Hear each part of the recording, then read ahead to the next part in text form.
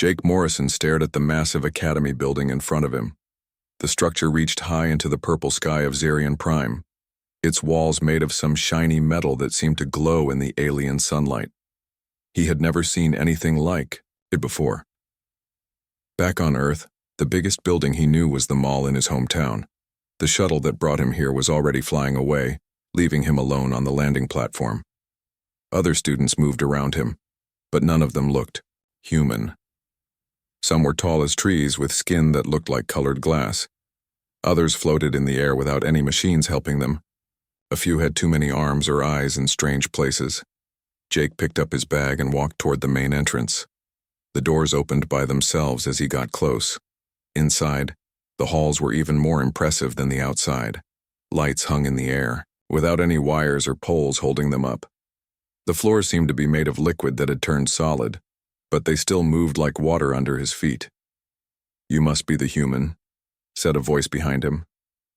Jake turned around and saw a creature that looked like a big frog, but it walked on two legs and wore a uniform. Water dripped from its skin onto the floor, but the liquid floor just absorbed it. "I am Reflon," the creature said. Its voice sounded like it was talking underwater. "I will be your roommate. The academy told me to help you find your way around." "Thanks," Jake said. "I'm Jake Morrison." Reflon started walking down the hall and Jake followed. As they walked, other students stopped to stare at Jake. He heard whispers in languages his translator could not understand. Some of the students pointed at him and made sounds that might have been laughter. "Do not worry about them," Reflon said. "Most students here have never seen a human before. Your people are new to the galaxy." They passed through several halls. Before reaching the living area, Jake's room was small but clean. It had a bed, a desk, and a closet. There was also a big window that showed the academy's training grounds outside. "Classes start tomorrow," Reflon explained.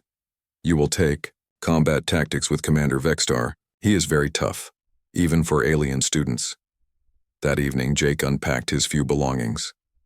Most students had brought advanced gadgets and weapons from their home worlds. Jake's things looked simple compared to what he saw other students carrying. At the bottom of his bag, he found something his grandfather had given him before he left Earth. It was an old wooden bow and a quiver full of arrows.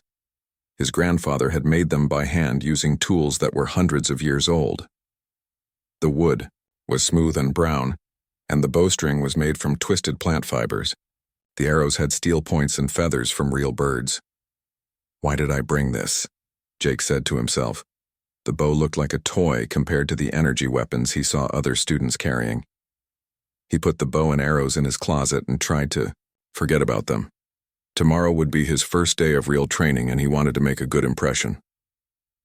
The next morning, Jake met Commander Vextar for the first time. The commander was a reptile-like creature with 6 arms and yellow eyes. His skin was covered in small scales that changed color when he moved. When he looked at Jake, his eyes became bright red. "So," Commander Vextar said, his voice making a hissing sound, "Earth has finally sent us a student. Tell me, human, what makes you think you belong here?" Jake stood straight and tried to look confident. "I scored in the top 10% on all the entrance tests, sir." "Tests," Commander Vextar repeated. "Paper and computer screens. Here we train real warriors, not test takers." He walked around Jake in a circle, looking him up and down. "Your species is weak. You have no natural armor, no energy abilities, no enhanced strength. What do humans have that makes them useful in battle?" Jake thought about the question. He remembered stories his grandfather told him about human history, about wars fought with simple weapons and won through determination. "We adapt, sir," Jake said finally. "Humans learn to use whatever they have available." Commander Vextar made a sound that might have been laughter. "We shall see, Cadet Morrison. We shall see." The training class was held in a large room with high ceilings. About 30 students stood in rows, all holding advanced weapons. Some had guns that shot beams of light. Others carried swords that glowed with energy. A few students did not hold any weapons at all because they could create energy blasts with their minds. Jake was given a standard plasma rifle. The weapon was heavy and covered in buttons and screens. When he tried to hold it the way the instructor showed them, it felt awkward in his hands. The trigger was too big for his finger and the weight was distributed wrong for his body type. "Fire at the targets," Commander Vextar ordered. The other students raised their weapons and fired. Beams of colored light shot across the room and hit metal targets at the far end. The targets exploded or melted depending on the type of weapon used. Jake pulled his trigger, but nothing happened. "Safety is still on," said a tall student with crystal skin. She was standing next to Jake and noticed his problem. "Here, let me help." The student, who introduced herself as Kira Stone, showed Jake how to operate the plasma rifle.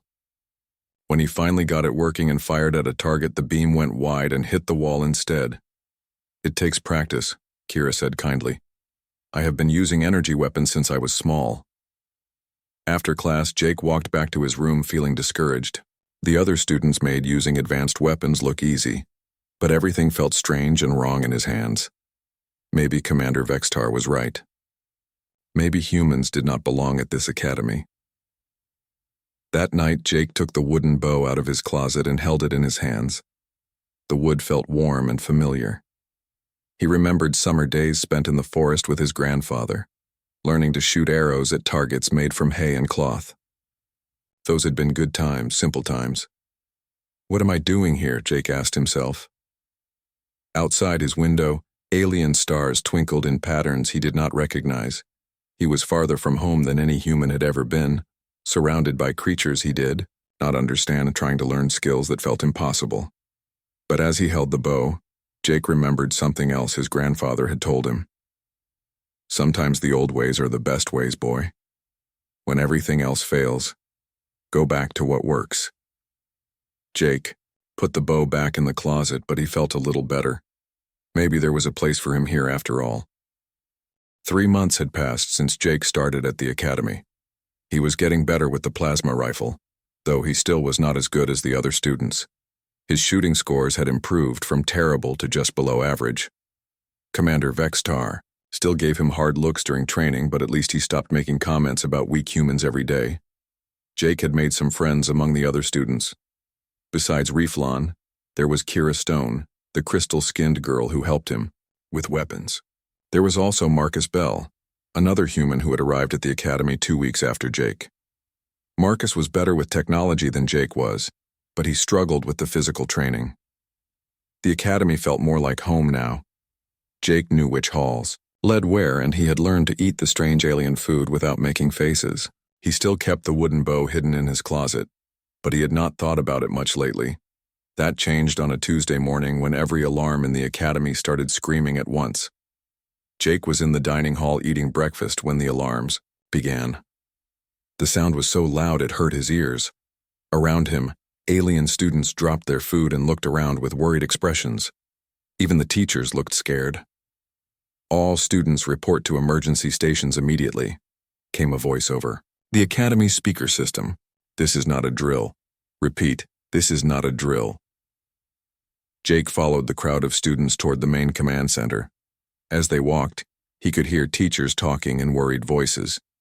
He caught words like impossible and "they found us," but could not understand what was happening. The command center was a huge room filled with screens and control panels. Through the large windows, Jake could see space and the stars beyond. Usually the view showed peaceful darkness with distant suns, twinkling like diamonds. Today, something was wrong. Part of the sky looked different. Instead of empty space, there were dark shapes that seemed to move and twist. They were not like normal spaceships. These things looked like tears in reality itself, as if someone had cut holes in the universe and let darkness leak through. "What are those?" Jake asked Reflon, who was standing next to him. "Void Swarm," Reflon said, and his voice sounded afraid. "I have heard stories, but I thought they were just legends." More students and teachers filled the command center. Jake saw Commander Vextar standing near the main control panel, his 6 arms moving quickly as he worked on different screens. The commander's scales had turned a dark red color, which Jake had learned meant he was very stressed. "All defense systems to maximum power," Commander Vextar ordered. "Prepare quantum torpedoes and plasma batteries. Send a message to the Galactic Fleet requesting immediate assistance." On the big screens around the room, Jake could see spaceships moving to defend the academy. The ships were huge and covered in weapons. Some belonged to the Krillian Empire and looked like flying crystals. Others were from the Hegemony fleet and had sleek metal hulls. All of them had enough firepower to destroy entire planets. The defending ships reached the dark shapes and opened fire. Jake watched as beams of energy shot from the ships toward the strange enemies. The weapons were incredibly powerful. He could see the light from the energy beams even through the thick windows of the command center. But something impossible happened. When the energy beams hit the dark shapes, they just disappeared. The beams did not bounce off or explode. They simply vanished, as if the dark shapes had eaten them. "Energy readings are increasing on the void ships," reported a teacher at one of the control panels. "They appear to be absorbing our weapons fire." Jake felt a chill run down his spine. The enemy ships were not just protected from energy weapons, they were feeding on them. Every shot made them stronger. On the screens, he could see the defending ships trying different weapons: plasma cannons, laser batteries, quantum torpedoes. Everything the galaxy's most advanced military had to offer. Nothing worked. Every energy weapon that hit the void ships just made them larger and darker. "Sir?" called out Lisa Hayes, a human analyst who worked with the Academy's tactical department. "I'm reading massive energy absorption rates. The void ships are growing in size with each hit they take." Commander Vextar's scales turned almost black. "All ships, cease fire immediately. Repeat, cease fire. Energy weapons are ineffective." But it was too late. The first defending ship went dark, not destroyed by an explosion, but drained. Jake could see it on the screen. A massive battleship that had been bright with power just moments before, now floating dead in space like an empty shell.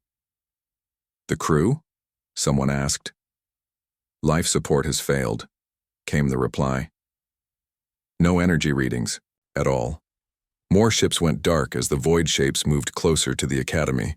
Jake realized with growing horror that these creatures did not just absorb energy weapons, they drained power from anything that came too close to them.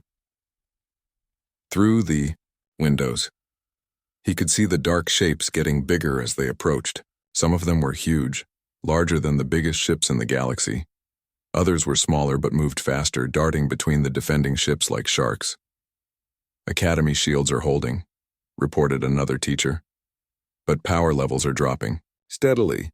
Jake looked around the command center and saw fear on every face. These were some of the best military minds in the galaxy, and they had no idea how to fight an enemy that grew stronger from their weapons.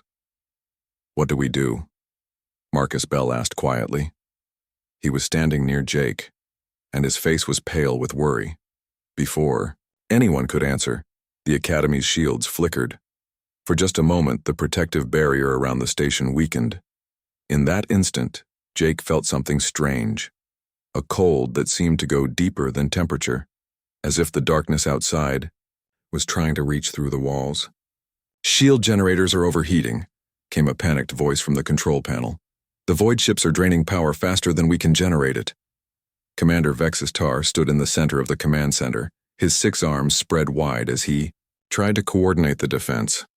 But Jake could see the defeat in his yellow eyes. Everything the Academy had been built to defend against, alien invasions, space pirates, rogue planets, none of their training had prepared them for an enemy like this. "Sir," Lisa Hayes called out again, "long-range sensors show more void ships approaching. This appears to be just the advance force." Jake felt his stomach drop. If this was just the beginning, how many of those dark shapes were coming? How could anyone fight an enemy that became stronger when you attacked it? Around him, alien students who had seemed so confident and powerful just hours before now looked lost and afraid. Their advanced weapons and technology meant nothing against an enemy that fed on energy itself. For the first time since arriving at the Academy, Jake found himself thinking about the wooden bow in his closet. Not because he thought it could help. What could one primitive weapon do against creatures that destroyed entire fleets? But because it reminded him of home, of simple things that made sense in a universe that suddenly seemed very frightening and strange. Outside the windows, the void ships continued their slow approach, growing larger and darker with each passing minute. The Academy's shields failed completely just after lunchtime. Jake was still in the command center when it happened, watching the screens that showed the void ships getting closer. When the protective barrier around the station finally collapsed, every light in the room dimmed at once. "Emergency power only," Commander Vexitar announced, but his voice sounded hollow. "All non-essential systems offline." Jake could feel the difference immediately. The air felt colder, and there was a strange sensation in his chest, like something was pulling at him from the inside. Around him, the alien students looked sick. Kira Stone's crystal skin, which usually glowed with its own light, had become dull and gray. "They're landing," Lisa Hayes reported from her position at the sensor station. Multiple landing craft heading for the Academy's outer platforms. On the main screen, Jake could see dark shapes descending through the atmosphere. They moved like drops of liquid shadow, flowing rather than flying. Where they touched the Academy's outer buildings, the metal and stone simply vanished, as if it had never existed at all. "All defensive positions," Commander Vexitar ordered. "Remember your training. Conventional weapons only. Energy weapons will only make them stronger." This was when Jake realized the terrible truth. The Academy's elite students, trained from birth to use the most advanced weapons in the galaxy, had barely any experience with simple projectile weapons. Their entire education focused on energy manipulation, quantum physics, and plasma technology. He watched as the tall Krillian students struggled to hold basic firearms. Their crystalline fingers were too large for the triggers, and the weapons' weight distribution was wrong for their body type. The Vorthak, who could create energy blasts with their thoughts, stood helpless when handed mechanical rifles. Even the adaptable Zenthari seemed confused by weapons that required physical ammunition. "How do you load this?" asked one student, holding a simple pistol like it might explode in his hands. "Where is the power cell?" asked another, examining a rifle and finding no place to plug in an energy source. Marcus Bell, the other human student, was trying to help a group of aliens understand how bullets worked. "You put the ammunition in here," he explained, "and when you pull the trigger, a small explosion pushes the bullet out the barrel." "That seems very primitive," said a Zenthari student. "How can such a simple mechanism be effective in combat?" Jake knew the answer to that question, but he kept quiet. He had grown up around hunting rifles and knew how deadly a simple bullet could be, but compared to weapons that could melt through starship armor, bullets seemed almost harmless. The first void creatures reached the Academy's main levels within an hour. Jake saw them on the security cameras, shapes that hurt to look at directly, moving through the halls like living darkness. Where they passed, the lights went out permanently. Where they touched the walls, metal turned to dust. "Defensive teams to level 7, Commander Vexitar called out. "Enemy contact confirmed." Jake followed a group of students and teachers toward the battle zone. They moved through corridors that grew darker and colder as they got closer to the enemy. The normal hum of the Academy's systems had been replaced by an awful silence that seemed to press against his ears. When they reached level 7, Jake got his first close look at a void creature. It stood at the end of a long hallway, and it was difficult to focus on its exact shape. Sometimes it looked like a tall humanoid figure. Other times it seemed to be made of twisted smoke. The only constant was the darkness that surrounded it, a shadow so deep it seemed to have physical weight. "Open fire," ordered the team leader, a hegemony officer with 4 arms. The defensive team raised their conventional weapons and fired. Jake heard the sharp cracks of gunfire and saw muzzle flashes light up the dark hallway. For a moment he thought the bullets had no effect at all. Then the void creature staggered. It was just a small movement, barely noticeable, but it was definitely a reaction. The creature seemed surprised, as if it had not expected to be affected by the attack. Dark fluid that might have been blood dripped from what might have been wounds. "It worked," someone whispered. "The bullets actually hurt it." But their celebration was short-lived. More void creatures appeared from side passages, moving faster now that they knew they were under attack. The defensive team fired again, but there were too many enemies and not enough ammunition. "Fall back," the team leader ordered. "Regroup at level 5. As they retreated, Jake noticed something that worried him more than the creatures themselves. The Academy's alien students, even when using weapons that could hurt the enemy, were not very good at using them. Their shots went wide more often than not. They struggled to reload quickly. Some of them held the weapons incorrectly and bruised themselves with the recoil. These were students who could hit targets from miles away with energy weapons, but put a simple rifle in their hands and they shot like beginners. Their entire training had focused on advanced technology that was now useless against this enemy. Back in the command center, the situation was getting worse by the minute. More void ships had arrived, and now they covered half the sky visible through the windows. The Academy's power systems were failing one by one as the creatures drained energy from everything they touched. "Evacuation ships are on their way," reported Lisa Hayes, "but they won't arrive for another 6 hours. 6 hours seemed like a very long time. Jake looked around the command center and saw fear and desperation on every face. The greatest military academy in the galaxy was being overrun by an enemy that their most advanced weapons could not hurt. "Sir," called out Marcus Bell from a communication station, "I'm getting reports from other academies and military bases. The Void Swarm is attacking multiple targets simultaneously. This isn't just an isolated incident." Commander Vextar's scales had turned completely black now. "How many locations?" 17. "Confirmed attack, sir. The entire hegemony defense grid is under assault." Jake felt a cold weight in his stomach. This was not just an attack on their academy. This was a galaxy-wide invasion by creatures that could absorb energy and render the most powerful weapons useless. How could anyone fight back against an enemy like that? He thought about Earth, his home planet with its simple technology and old-fashioned weapons. Earth did not have energy shields or plasma cannons. Most human military equipment was still based on kinetic energy, bullets, shells, and explosives that worked through physical force rather than energy manipulation. For the first time since the attack began, Jake wondered if maybe that was not such a bad thing. As another power system failed and the command center grew darker, Jake made a decision. While everyone else was focused on organizing the defense or coordinating the evacuation, he quietly slipped away from the group and headed back to his room. In his closet, the wooden bow waited where he had left it. As Jake picked it up, the wood felt warm against his hands, familiar and comforting in a way that none of the Academy's advanced weapons ever had. The bowstring was still tight, and the arrows in the quiver were sharp and ready. Jake was not sure what he planned to do with a primitive weapon against creatures that could destroy starships, but something deep inside him said that sometimes the oldest solutions were the best solutions. Jake walked through the Academy's corridors carrying the wooden bow and quiver of arrows. The halls that had once been bright and welcoming were now dark and cold. Emergency lighting cast strange shadows on the walls, and the normal sounds of a busy academy had been replaced by distant shouts and the occasional sound of gunfire.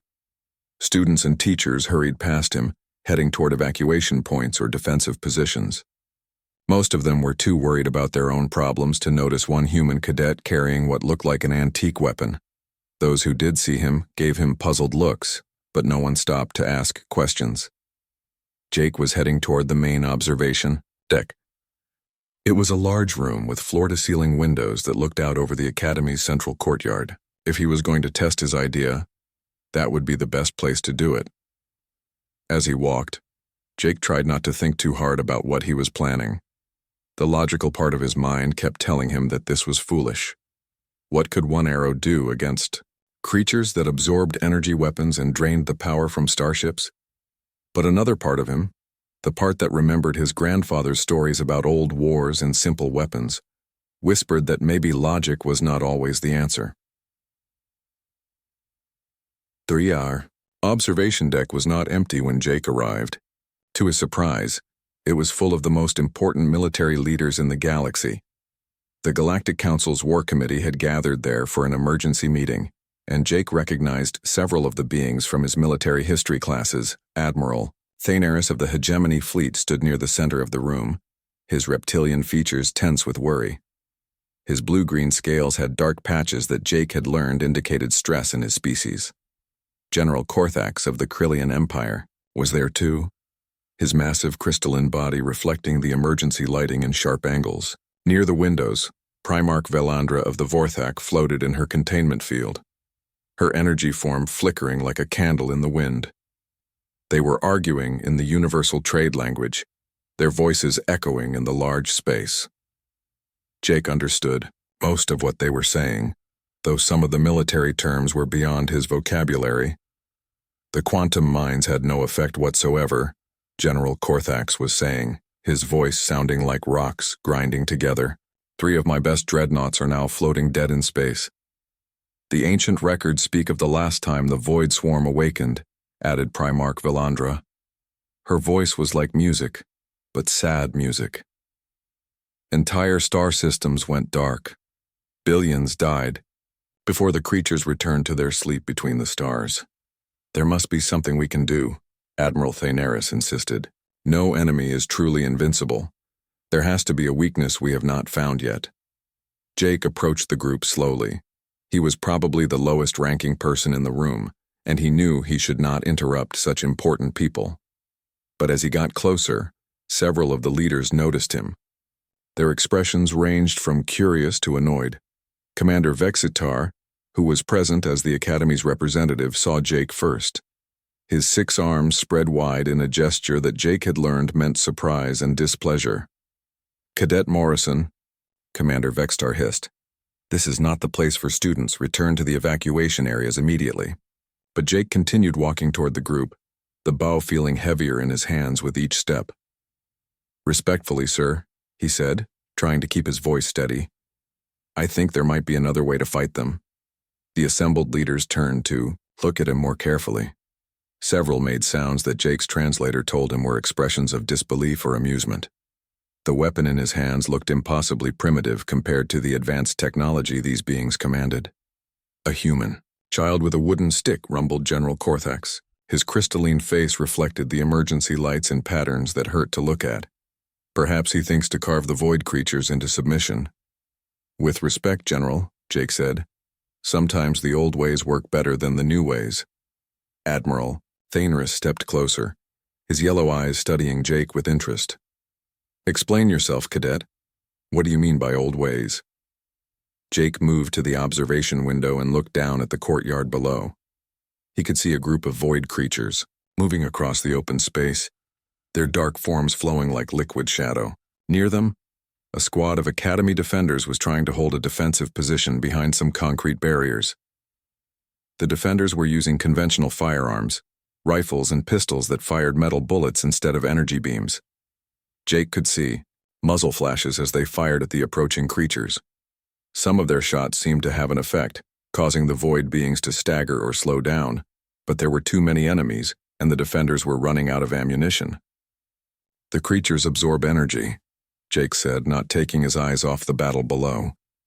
They feed on it and grow stronger, but they have never encountered weapons that do not use energy at all.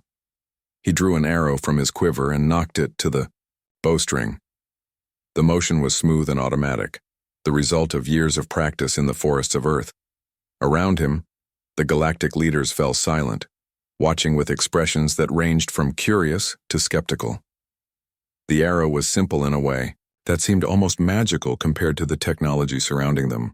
The shaft was carved from oak wood that had grown in Earth's soil. The point was forged steel, shaped by hand and sharpened to a razor edge. The fletching was made from the feathers of a bird that had flown free under Earth's sun. No quantum enhancement. No energy fields, no computer guidance systems, just a sharp stick powered by bent wood and twisted plant fiber, aimed by human eyes and human hands. Jake pulled the bowstring back to his ear, feeling the familiar tension. The target he had chosen was the largest of the void creatures in the courtyard, one that seemed to be directing the others. Its form was more solid than its companions, easier to aim at. This is ridiculous, muttered someone behind him, but Jake ignored the comment. He took a deep breath, held it, and released the arrow. The wooden shaft flew in a perfect arc, spinning slightly as the fletching stabilized its flight. It crossed the distance to the courtyard in just over 2 seconds, moving fast enough to whistle through the air but slow enough that Jake could track its path with his eyes. The arrow struck the void creature in what might have been its center, mass. For a moment, nothing happened. Then the creature staggered backward, dark fluid spraying from the wound. It made a sound like tearing metal and began to writhe in what was clearly pain. The silence in the observation deck was complete. Even the emergency alarm seemed to fade into background noise as every being in the room stared at the scene below. The wounded creature twisted and convulsed, its form becoming less stable as whatever passed for its life force leaked out through the arrow wound. "Impossible," whispered Primarch Velandra, her energy form flickering with excitement. "How did you manage to harm it?" Jake was already reaching for another arrow, his movements quick and sure. "No energy to absorb," he said simply. "Just kinetic. Force and sharp metal." Below in the courtyard, the other void creatures had stopped their advance. They were gathered around their wounded companion, making sounds like static from a broken radio. For the first time since the attack began, they seemed uncertain, afraid even. Admiral Thanerus moved to stand beside Jake, his tactical mind immediately understanding the implications. The Void Swarm evolved to counter energy-based civilizations. They have never encountered purely mechanical weapons. "How many of these weapons do your people possess?" General Korthax demanded, his earlier mockery replaced by urgent interest. Jake looked down at the simple bow in his hands, then back at the most powerful military leaders in the galaxy. "Every human child learns archery in school," he said.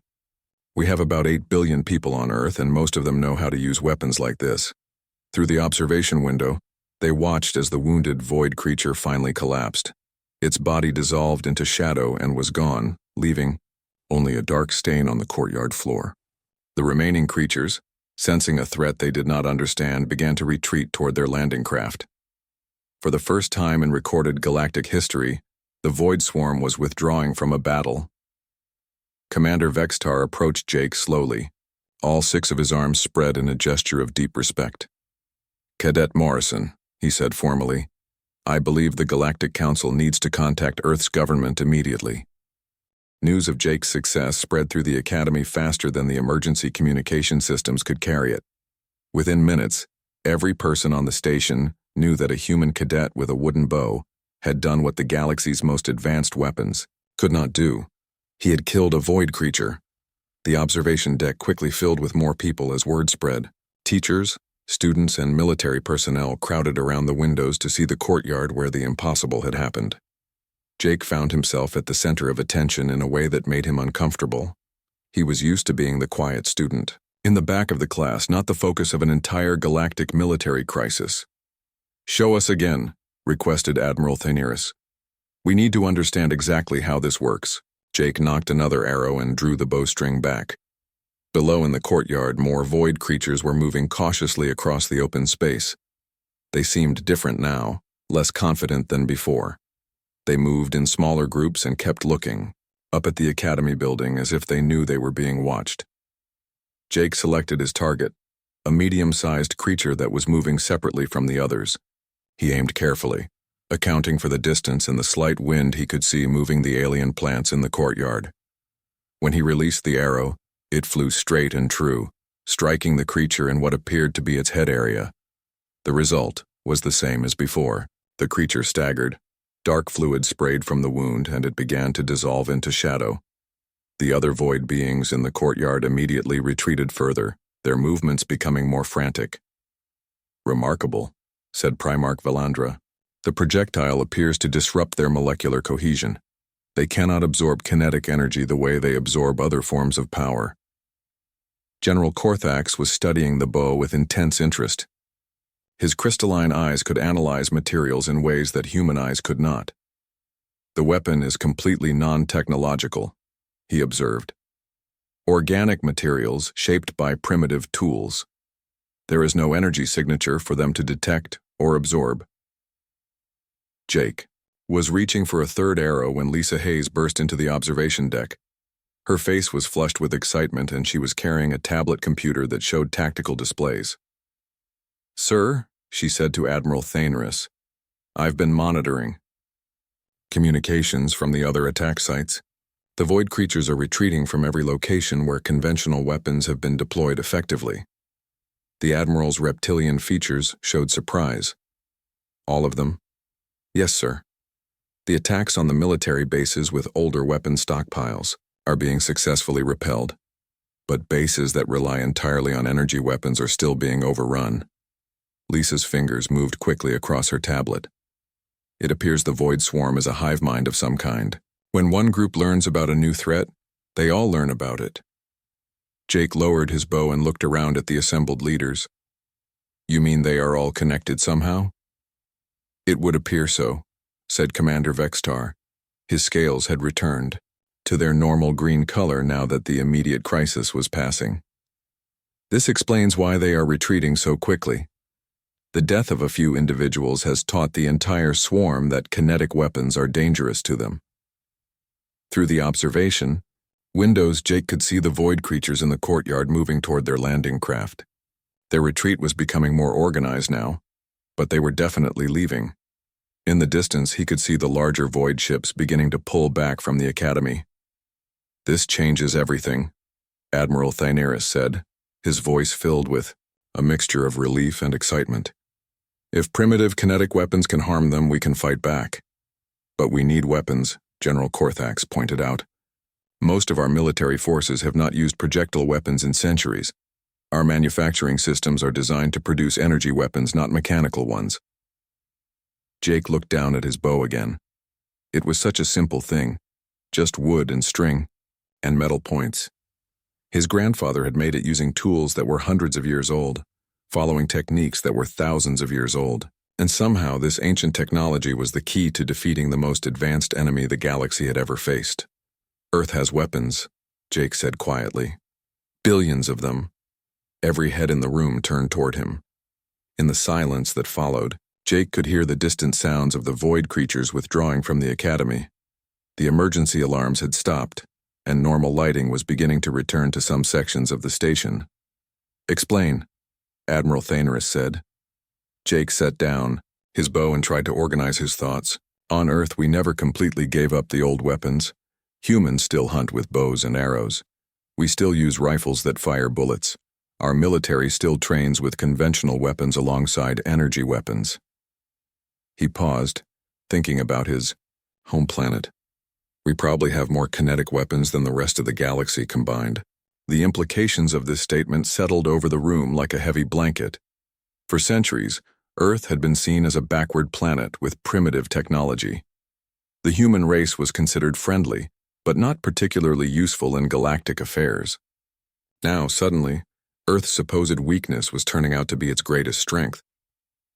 How quickly could your people mobilize? Asked General Korthax. I don't know, Jake admitted, but humans are good at organizing when there is a crisis, and we have a lot of experience with warfare. Primarch Valandra's energy form pulsed with what Jake had learned to recognize as excitement. We must contact Earth immediately. If the Void Swarm continues its advance, they will reach the core worlds within weeks. Energy-based civilizations have no defense against them. Commander Vextar was already moving toward the communication equipment. I will open a priority channel to Earth's government. This conversation cannot wait for normal diplomatic procedures. As the leaders began organizing the emergency contact with Earth, Jake stood at the observation window and watched the last of the void creatures retreat from the academy. The courtyard was empty now, except for the dark stains where the creatures he had killed had dissolved.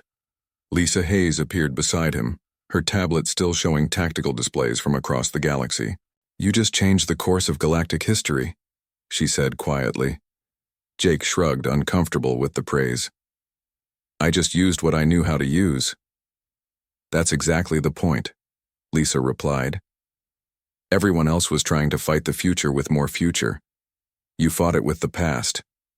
As evacuation ships began arriving to take the Academy's population to safety, Jake remained at the window. In the distance, he could see human ships appearing through hyperspace jumps. Earth's response to the crisis was faster than anyone had expected. The holds of those ships, Jake knew, would be full of the simple weapons that had just become the most valuable military technology in the galaxy: bows and arrows, rifles and pistols, crossbows and slings, weapons that his grandfather would have recognized, weapons that worked not through advanced science, but through the basic physics of force and motion. The age of energy warfare was ending before it had really begun. The galaxy's future now depended on its past, and humanity, primitive, backward humanity, was about to become the most important military force in known space. Jake picked up his bow and slung the quiver over his shoulder. There would be more battles to fight, more void creatures to face, but for the first time since the crisis began, he felt confident about the outcome. Sometimes the oldest solutions really were the best solutions, and sometimes being primitive was the most advanced thing you could be. The stars outside the window looked different now, not strange and alien, but familiar and welcoming. Jake was still far from home, but home was coming to him, carried in the holds of ships filled with weapons that would save the galaxy. The age of humans had begun,